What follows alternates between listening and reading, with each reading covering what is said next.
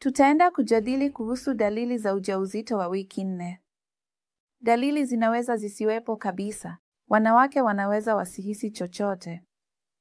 Lakini kuna dalili zingine ambazo mara nyingi huwatokea wanawake wengi katika wiki 4, kama vile hisia ya kutapika, kichefuchefu.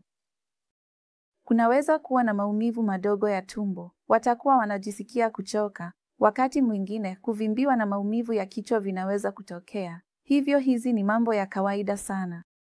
Na mambo yasiyo ya kawaida sana ni kama wakati mwingine kunaweza kuwa na damu kidogo ya upandikizaji au mtu anaweza kukojoa mara kwa mara zaidi, na pia kutakuwa na mabadiliko ya hisia, ladha na harufu.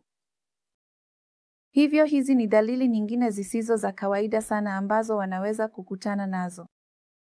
Lakini hata kama utapata dalili hizi, jambo bora ni kwanza kupima ujauzito wako, kujua kama ni mjamzito au la, halafu umuone daktari wako. Asante.